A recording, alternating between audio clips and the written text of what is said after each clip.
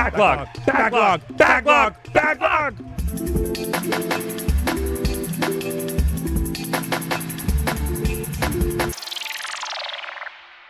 Hey guys, backlog time. I'm gonna hit the button again. What's the backlog? Backlog is the segment Wulff Den podcast. Wulff Den podcast got a segment called the Backlog. The Backlog is a segment Wulff Den podcast where we go through our retired video game collection of 1,051 games, pick a game at random, and talk about it regardless of whether or not we played it.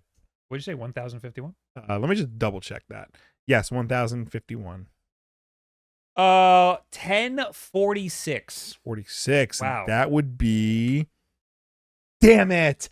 Alan Wake 2 for the Xbox series. I have not played this game yet. But Why do you have it then? because I want to play this game. Because Alan Wake 1 was really good. We did a backlog on that. And I want to play Alan Wake 2 because everyone's saying good things about Alan Wake 2. Alan Wake 2 is like a masterpiece. I did hear a lot of great things. It's a horror icon. It's this, it's that. It's like all these like things. And like I want to play it, but I'm there. I don't play video games anymore because I'm a dad.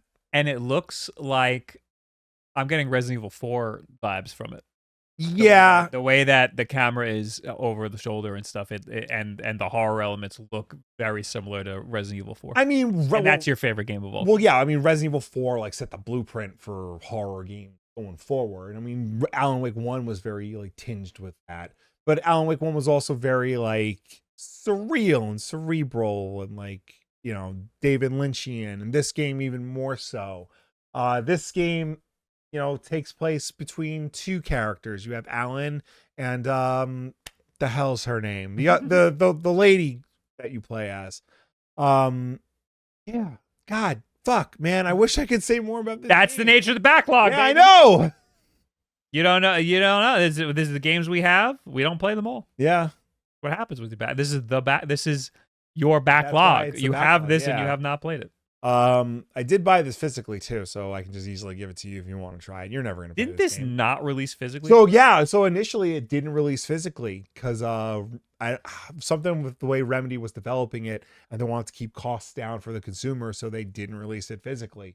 They Right. just released it digitally, and that was like a big deal because it was the first like AAA title to say we're doing digital only.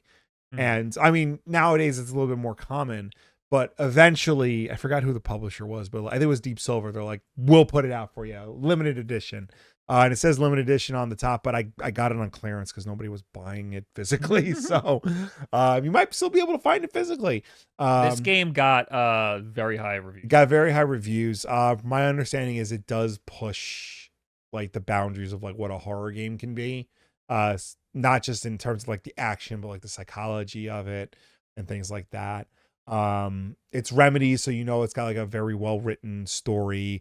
It's very meta. Sam Lake, the creative lead of Remedy, is of course in the game as one of the characters.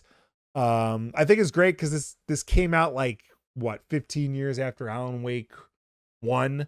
And they got the same two guys to play Alan Wake again, the body actor and the voice actor for it. Okay. So I feel like you'd probably need to play the first one, right? I don't know, because like the first game ends on such a really weird and bizarre note.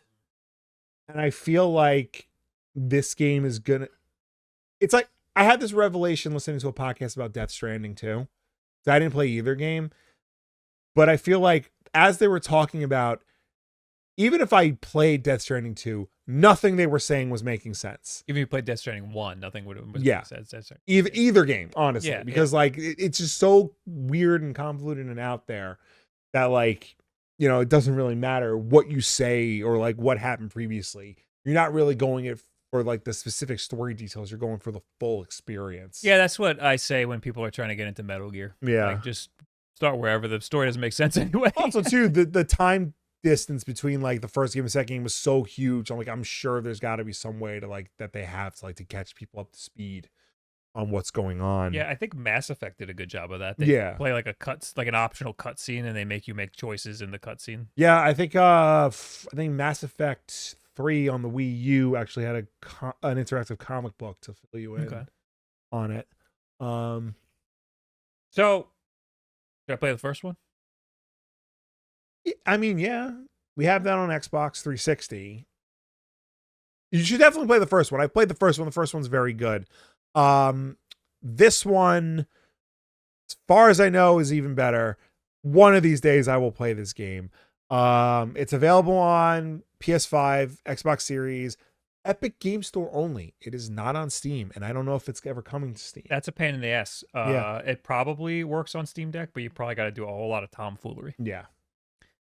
Well, that's the backlog, everybody. Sorry. That's just the way it happens. That's the way the news goes sometimes. See you on the podcast. Goodbye. Bye.